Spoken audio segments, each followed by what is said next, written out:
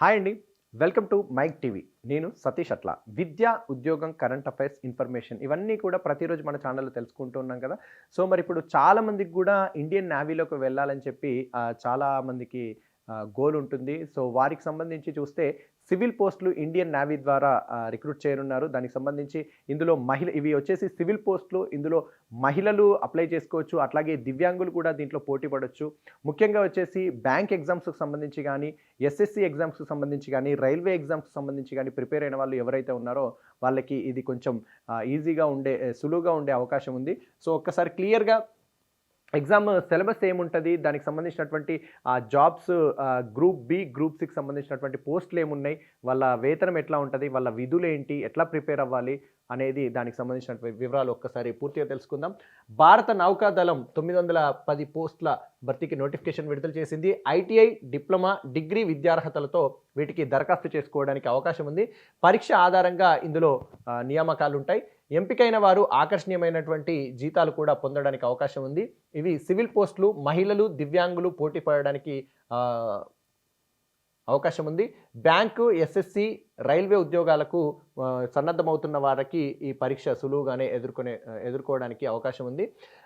ఐఎన్సెట్ ద్వారా 910 సివిల్ పోస్టుల భర్తీకి notification. Indian navy civilian entrance test ఐఎన్సెట్తో ఈ పోస్టుల భర్తీ చేస్తారు. గ్రూప్ బి, గ్రూప్ సి విభాగాల్లో ఈ ఖాళీలు ఉన్నాయి. వీటికి ఎంపికైన వారు చార్జ్మెన్, సీనియర్ డ్రాఫ్ట్మెన్, ట్రేడ్స్మెన్ దీంతో పాటు ఈ హోదాతో పాటు విధులు నిర్వర్తిస్తారు. ఇక ఇవన్నీ సాంకేతిక సేవలకు చెందినటువంటి ఉద్యోగాలు. వీరికి ఎలాంటి దేహదార్ఢ్య పరీక్షలు ఉండవు. రాత పరీక్షలో ఉత్తీర్ణులైన వారికి సాధారణ వైద్య పరీక్షలతో ఉద్యోగంలోకి తీసుకుంటారు. దేశంలో ఉన్న నేవీ కేంద్రాల్లో వీరు విధులు నిర్వర్తిస్తారు. ఆసక్తి ఉన్నవారు ఆన్లైన్లో దరఖాస్తు చేసుకోవాల్సి ఉంటుంది. ఇక పోస్టులు, ఖాళీలు ఒక్కసారి దానికి సంబంధించిన వివరాలు చూస్తే ముఖ్యంగా గ్రూప్ బికి సంబంధించినటువంటివి ఒక్కసారి చూస్తే చార్జ్మెన్ వర్క్షాప్ ఇవి వచ్చేసి ఖాళీలు ఇందులో 22 ఖాళీలు ఉన్నాయి. ఇక అర్హతలు ఉండాల్సినవి వస్తే ఒక్కసారి చూస్తే బీఎస్సీ మ్యాథ్స్, ఫిజిక్స్, కెమిస్ట్రీలో వీటిలో ఏదైనా ఒక సబ్జెక్టు చదివి ఉండాలి, లేదా కెమికల్ ఇంజనీరింగ్లో డిప్లొమా చేసిన వారై ఉండాలి. ఇక చార్జ్మెన్ ఫ్యాక్టరీ ఈ ఖాళీలు వచ్చేసి 20 ఖాళీలు ఉన్నాయి. అర్హతలు చూస్తే ఇందుకు ఉండాల్సినవి బీఎస్సీ మ్యాథ్స్, ఫిజిక్స్, కెమిస్ట్రీ వీటిలో ఏదైనా సబ్జెక్టు చదివి ఉండాలి, లేదా ఎలక్ట్రికల్ లేదా ఎలక్ట్రానిక్స్, మెకానికల్, కంప్యూటర్ ఇంజనీరింగ్లో డిప్లొమాలో చదివి ఉండాలి. ఇక సీనియర్ డ్రాఫ్ట్మెన్ దీనికి సంబంధించి ఒక్కసారి చూస్తే సీనియర్ డ్రాఫ్ట్మెన్కి సంబంధించినటువంటి నోటిఫికేషన్, ఖాళీలు, దాని వివరాలు ఒక్కసారి చూద్దాం. సీనియర్ డ్రాఫ్ట్మెన్లో ఖాళీలు వచ్చేసి ఎలక్ట్రికల్ 142 ఉన్నాయి, మెకానికల్ వచ్చేసి 26 ఉన్నాయి, కన్స్ట్రక్షన్ వచ్చేసి 29 ఉన్నాయి, కార్టోగ్రాఫిక్ వచ్చేసి 11 ఉన్నాయి, ఆర్మమెంట్ వచ్చేసి 50 ఉన్నాయి. ఇవి ఓవరాల్గా ఇందులో ఖాళీగా ఉన్నటువంటి పోస్టులు. ఇక దీనికి ఉండాల్సినటువంటి అర్హతలు ఒక్కసారి చూస్తే 10వ తరగతి ఉత్తీర్ణత అనంతరం 2 ఏండ్ల డిప్లొమా లేదా డ్రాఫ్ట్మెన్షిప్లో ఐటీఐ సర్టిఫికెట్ కలిగిన వారై ఉండాలి. దరఖాస్తు చేసుకున్న విభాగం ప్రకారం electrical, mechanical, naval architecture, cartography వీటిలో ఎందులోనైనా 3 ఏండ్లు డ్రాయింగ్ లేదా డిజైన్ అనుభవం కలిగి ఉన్నవారై ఉండాలి. ఖచ్చితంగా అనుభవం ఉన్నవారైతేనే దీనికి అప్లై చేసుకోవడానికి ఉంటుంది. ఇక గ్రూప్ సికి సంబంధించినటువంటి పోస్టులు ఉంటాయి. గ్రూప్ బి అయ్యేది ఉంటే శాలరీస్ ఒక విధంగా ఉంటాయి, పోస్టులు ఒక విధంగా ఉంటాయి, క్యాడర్స్. అట్లాగే గ్రూప్ సికి సంబంధించినటువంటివి కూడా అట్లాగే ఉంటాయి. అట్లా ఒక్కసారి డ్రాఫ్ట్మెన్ గ్రూప్ సిలో ఉన్నటువంటి పోస్టులకు సంబంధించి చూస్తే డ్రాఫ్ట్మెన్ మేట్ ఖాళీలు వచ్చేసి 610 ఉన్నాయి. ఇందులో ఈస్టర్న్ నావల్ కమాండ్ 9 పోస్టులు, వెస్టర్న్ నావల్ కమాండ్ వచ్చేసి 565 పోస్టులు, సదరన్ నావల్ కమాండ్ వచ్చేసి 36 పోస్టులు ఖాళీలు ఉన్నాయి. ఇక ఇందుకు ఉండాల్సినటువంటి అర్హతలు ఒకసారి చూసినట్లయితే 10వ తరగతి ఉత్తీర్ణతతో పాటు నిర్దేశిత ట్రేడుల్లో ఐటీఐ సర్టిఫికెట్ కలిగిన వారై ఉండాలి. ఏదైతే మీరు అప్లై చేసుకుంటున్నారో దానికి సంబంధించినటువంటి పోస్టుకు సంబంధించి ఐటీఐలో ఉత్తీర్ణత సాధించిన వారై ఉండాలి. ఇక నోటిఫికేషన్లో పేర్కొన్న 64 ఐటీఐ ట్రేడుల్లో ఏదైనా పూర్తి చేసుకున్న వారు దీనికి దరఖాస్తు చేసుకోవడానికి అవకాశం ఉంది.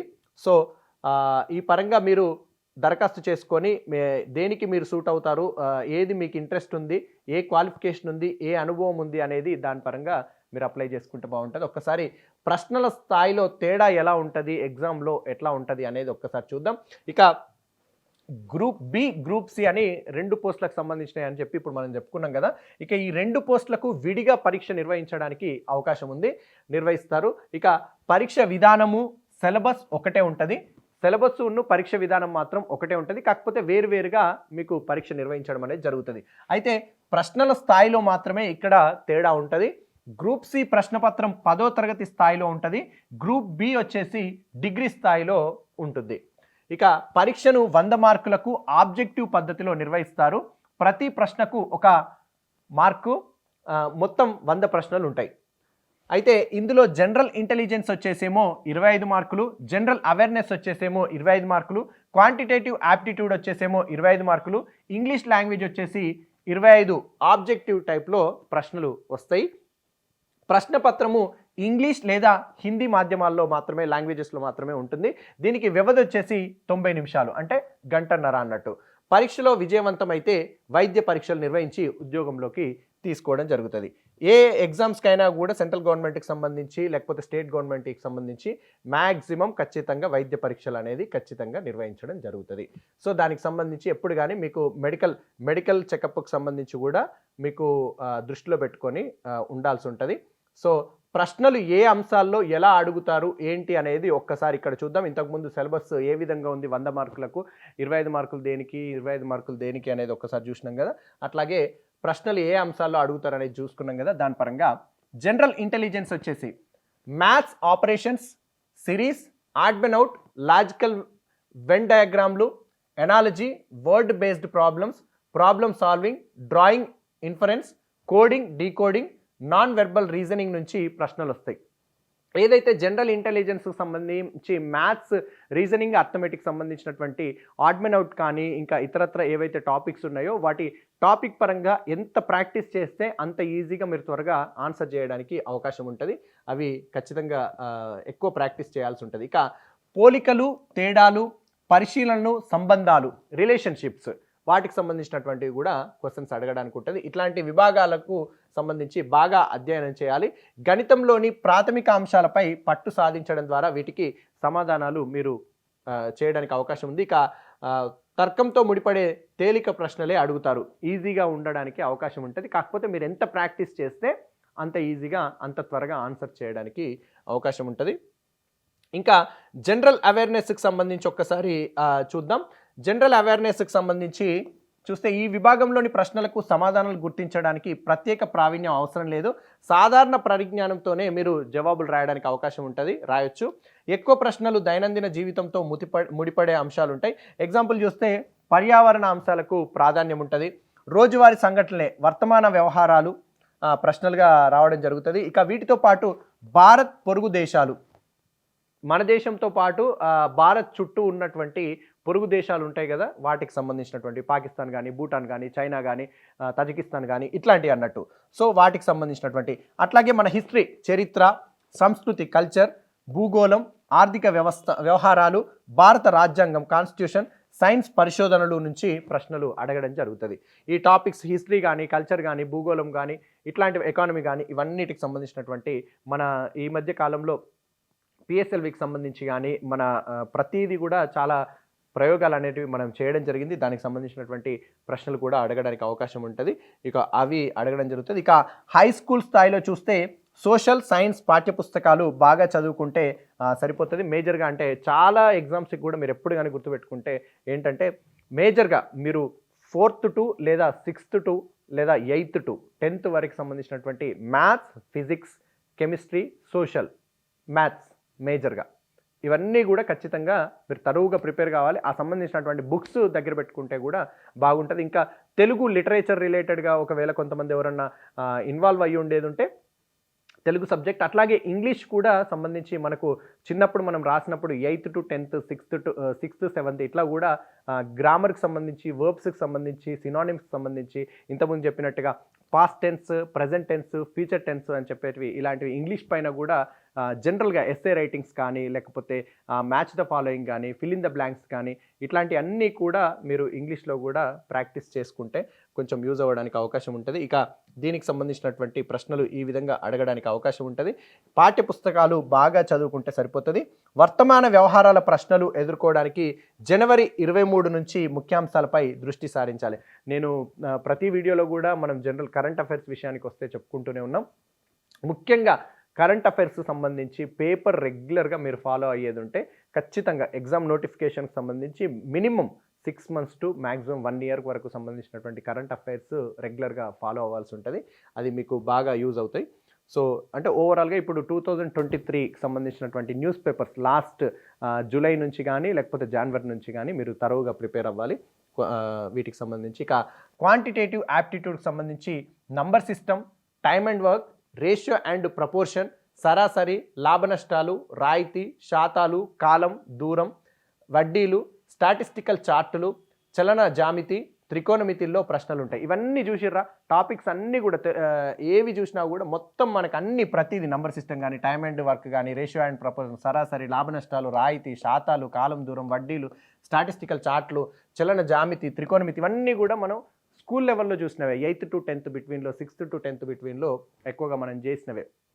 సో అవన్నీ దాంట్లో నుంచే అడిగే అవకాశం ఎక్కువగా ఉంది. అంకెలతో ముడిపడే ప్రశ్నలే ఎక్కువగా అడుగుతారు. ఇక వీటిలో దాదాపు అన్ని అంశాలు హై స్కూల్ మ్యాథ్స్, ఇప్పుడు నేను చెప్పిన కదా హై స్కూల్ మ్యాథ్స్ పుస్తకాల్లోనివే. వాటిని బాగా చదువుకొని వీలైనన్ని మాదిరి ప్రశ్నలు సాధన చేస్తే సరిపోతుంది. ఎక్కువ ప్రాక్టీస్ చేయండి. ప్రీవియస్ క్వశ్చన్ పేపర్స్ చూడండి. మీకు మీరుగా ఇప్పుడు కొన్ని పేపర్స్లలో కూడా ఇస్తూ ఉంటారు. అట్లాంటివి కూడా ప్రాక్టీస్ చేస్తూ ఉండండి, ఎక్కువ ఈజీగా ఉంటుంది. ఇక ఇంగ్లీష్ విషయానికి వస్తే అభ్యర్థి ప్రాథమిక ఆంగ్ల పరిజ్ఞానాన్ని పరిశీలించేలా ప్రశ్నలు వస్తాయి.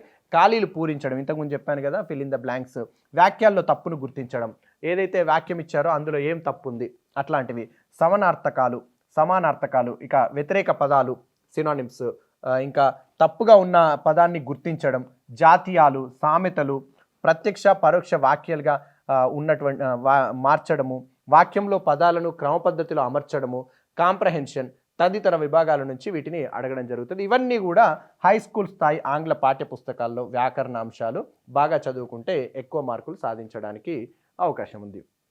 సో అంటే ఇక్కడ మీకు అర్థమయ్యాల్సింది ఏంటిదంటే మేజర్గా మీరు స్కూల్ బుక్స్ పైన కాన్సన్ట్రేట్ చేస్తే ఇందులో జాబ్ సంపాదించడానికి కష్టమేం కాదు. సో అది మేజర్ అన్నట్టు. ఇక ఇందులోకి సంబంధించి మీ విధులు ఏముంటాయి, వేతనాలు ఎట్లుంటాయి అనేది ఒక్కసారి చూస్తే గ్రూప్ బి పోస్టుకు సంబంధించి చూసినట్లయితే గ్రూప్ బి పోస్టు దాంట్లో ఎట్లా ఉంటాయి ఏందనేది ఒక్కసారి చూద్దాం. గ్రూప్ బి పోస్టులకైతే ఎంపికైన వారు లెవెల్ 6 వేతనం అందుకోవచ్చు. 35,400 మూల వేతనం ఉంటుంది. దీనికి అలవెన్సులు అదనంగా ఉంటాయి.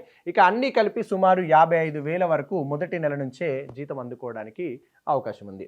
ఇక వీరు ఇంజనీర్లు, అధికారులకు సహాయకులుగా ఉంటారన్నట్టు, సాంకేతిక సేవల్లో భాగమవుతారన్నట్టు. ఇక గ్రూప్ సిలో వస్తే ట్రేడ్స్మెన్ మెట్ ఉద్యోగంలో చేరిన వారికి 18,000 మూల వేతనం లభిస్తుంది.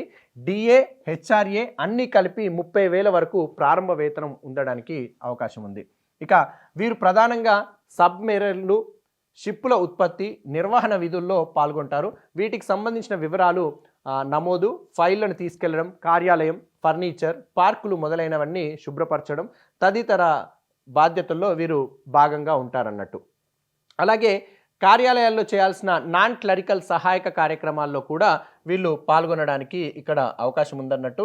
ఇక వయసు రీత్యా చూస్తే చార్జ్మెన్ అట్లాగే ట్రేడ్స్మెన్ మెట్ పోస్టులకు డిసెంబర్ 31, 2023 నాటికి 18 నుంచి 25 ఏళ్ల మధ్య వారై ఉండాలి. ఇక సీనియర్ డ్రాఫ్ట్మెన్ ఖాళీలకు వచ్చేసి 27 ఏళ్ల వరకు ఉంటే ఉండాలి. ఇక ఎస్సీ, ఎస్టీ వచ్చేసి 5 ఏళ్ళు, ఓబీసీలకు వచ్చేసి 3 ఏళ్ళు, దివ్యాంగులకు వచ్చేసి 10 ఏళ్ళు గరిష్ట వయసులో సడలింపులు ఉన్నాయి. ఇక ఆన్లైన్ దరఖాస్తులు వచ్చేసి డిసెంబర్ 31 వరకు స్వీకరించడానికి అవకాశం ఉంది. ఇక ఫీజు వచ్చేసి ఎస్సీ, ఎస్టీ, దివ్యాంగులు, మహిళలు చెల్లించాల్సిన అవసరం లేదు. మిగిలిన వారికి 295 రూపాయలు ఫీజు చెల్లించాల్సి ఉంటుంది. పరీక్ష తేదీ వచ్చేసి తర్వాత ప్రకటిస్తారు. ఈ సమాచారం ఈమెయిల్, మొబైల్కు మెసేజ్ ద్వారా అందించడం అనేది జరుగుతుంది. ఇంకా పూర్తి వివరాలకు సంప్రదించాల్సిన వెబ్సైట్ వచ్చేసి joinindiannavy.gov.in పూర్తి వివరాలు పోస్టుకు అనుసంధానంగా మీరు తెలుసుకోవచ్చు. ఇక ఈ ఎగ్జామ్కి ప్రిపేర్ అవ్వాలి అప్లై చేసినాక ఎట్లా అనేది ఒక్కసారి చూస్తే సిలబస్ వివరాలు శ్రద్ధగా గమనించాలి. ఇంతకుముందు సిలబస్ ఏముంటుంది, గ్రూప్ బికి ఏముంటుంది, గ్రూప్ సికి ఏముంటుంది, మొత్తం చూసింది కూడా అంతా స్కూల్ లెవెల్ పాఠ్య పుస్తకాలే. దానికి సంబంధించినవి మనకు ఫస్ట్ సిలబస్ దగ్గర ఉండాలి. ఆ అంశాల వారీగా వీలైనన్ని మాదిరి ప్రశ్నలు సాధించాలి. సో ప్రతిదీ కూడా తరువుగా మీరు ప్రాక్టీస్ చేస్తూ ఉండాలి. ఇక గతంలో నిర్వహించినటువంటి ఐఎన్ సెట్ ప్రశ్నపత్రాలను పరిశీలించాలి, ప్రీవియస్ క్వశ్చన్ పేపర్స్ పరిశీలించాలి. వీటి ద్వారా ప్రశ్నల స్థాయి మీకు తెలిసే అవకాశం ఉంది. సాధనను అందుకు అనుగుణంగా ఉండేలా చూసుకోవాలి. ఇక పరీక్షలో మనకు వచ్చేసి గంటన్నర అంటే 90 నిమిషాల వ్యవధిలో 100 ప్రశ్నలకు జవాబులు గుర్తించాలి. మీకు ఇచ్చిన టైంలో అన్ని ప్రశ్నలను ఖచ్చితంగా ఇన్ టైంలో కరెక్ట్గా ఫిలప్ చేసే విధంగా ప్రాక్టీస్ చేసుకోవాలి. అంటే ప్రతి ప్రశ్నకు 54 సెకండ్ల సమయమే ఉంటుంది అన్నట్టు. మళ్ళీ సమ్ టైమ్స్ మనము ఒకటే ప్రశ్నను రెండోసారి కూడా చదువుతూ ఉంటాం, అర్థం కాక దానికి టైం వేస్ట్ చేస్తూ ఉంటాం. అట్లాంటి వాటిని కొంచెం పక్కకు పెట్టి వచ్చిన వాటిని కొంచెం నెక్స్ట్ వెళ్ళిపోండి ఫాస్ట్గా. సో అట్లా అందువల్ల అభ్యర్థులు తక్కువ వ్యవధిలోనే వీలైనన్ని సరైన సమాధానాలు గుర్తిస్తేనే విజయం సాధించడానికి అవకాశం ఉంటుంది అన్నట్టు. సో ఇట్లా ఈ విధంగా మీరు ప్రాక్టీస్ చేసుకుంటూ ఉండాలి. ఇంకా క్వాంటిటేటివ్, యాప్టిట్యూడ్, జనరల్ ఇంటెలిజెన్స్ విభాగాల ప్రశ్నలకు జవాబులు గుర్తించడానికి ఎక్కువ సమయం ఉంటుంది, కావాల్సి వస్తుంది. ఇక పరీక్షకు ముందు వీలైనన్ని ఎక్కువ సంఖ్యలో మాదిరి ప్రశ్నలు సాధన చేయడం, సూత్రాలు ఉపయోగించే విధానం, షార్ట్ కట్ మెథడ్స్ని దీంట్లో ప్రాక్టీస్ చేయాల్సి ఉంటుంది. అక్కడ మీకు ఎక్కువ పట్టు సాధిస్తే తక్కువ వ్యవధిలో జవాబు గుర్తించగలుగుతారు. ఇక ఆర్మీ, నేవీ దీనికి సంబంధించినటువంటివి ఎట్లా ఉంటాయి ఏంది అనేది ఒక్కసారి చూస్తే దీంట్లో మనకు army, navy, air force, Agniveer పరీక్షల ప్రశ్నపత్రాలు అధ్యయనంలో ఉపయోగమే. వీటిని చూస్తే మీకు ఎక్కువగా ఉపయోగపడతాయి. గ్రూప్ సిలోని ట్రేడ్స్మెన్ పోస్టులను పరీక్షలన్నీ సగటు అభ్యర్థి జవాబు గుర్తించగలిగే సాధారణ స్థాయిలోనే ఉంటాయి. వీటి కోసం 8, 9, 10 తరగతుల మ్యాథ్స్, సైన్స్, సోషల్, ఇంగ్లీష్ పుస్తకాలు బాగా చదువుకుంటే అధిక మార్కులు సాధించవచ్చు. ఇప్పటికే bank, clerical, RRB, SSC, intermediate అర్హతతో నిర్వహించే పరీక్షలకు సన్నద్ధమవుతున్న వారు గ్రూప్ సి పరీక్షను సులువుగానే ఎదుర్కోవడానికి అవకాశం ఉంది. సో ఖచ్చితంగా చాలామందికి ఎవరికైతే ఇట్లాంటి సెంట్రల్ గవర్నమెంట్ రిలేటెడ్ జాబ్ చేయాలి, సెంట్రల్ గవర్నమెంట్ ప్రభుత్వ ఉద్యోగం చేయాలి అని అనుకున్న వాళ్ళు, ఆల్రెడీ ప్రిపేర్ అవుతున్న వాళ్ళు ఈ ఉద్యోగము ఈజీగా సాధించడానికి అవకాశం ఉంటుంది కొంచెం కష్టపడితే. సో స్కూల్ లెవెల్ మనం ఆల్రెడీ ఏ ఎగ్జామ్కి చదివినా కూడా స్కూల్ లెవెల్లో హయ్యర్ ఎడ్యుకేషన్కి సంబంధించినవి చదువుతూ ఉంటాం. ఇక ఐబిపిఎస్, ఆర్ఆర్బి, ఎస్ఎస్సి డిగ్రీ అర్హతతో నిర్వహించే పరీక్షలకు సన్నద్ధమయ్యేవారు గ్రూప్ బి ప్రశ్నలకు సులువుగానే జవాబులు గుర్తించగలరు. ఇక గ్రూప్ బి, గ్రూప్ సి 2 పోస్టులకు ఐబిపిఎస్, ఎస్ఎస్సి, రైల్వే పాత ప్రశ్నపత్రాలు అధ్యయనంలో బాగా ఉపయోగపడతాయి. పరీక్షకు ముందు కనీసం 5-6 మాక్ టెస్టులు రాయాలి, వాటి ఫలితాలు సమీక్షించుకోవాలి. ఏవైతే మీరు ఎగ్జామ్కి ఒక వారం ముందు వరకు ఒక 5-6 పరీక్షలు మాక్ టెస్టులు నిర్వహించుకొని మీకు మీరుగా తరువుగా ప్రాక్టీస్ చేస్తే ఇది ఈజీగా జాబ్ను సాధించడానికి అవకాశం ఉంటుంది. మా ఛానల్ని లైక్ చేయండి, షేర్ చేయండి, కామెంట్ చేయండి, సబ్స్క్రైబ్ కండి, అట్లాగే పక్కనున్న బెల్ కూడా కొట్టండి. ప్రతి నోటిఫికేషన్ కూడా మీకు రావడానికి అవకాశం ఉంటుంది.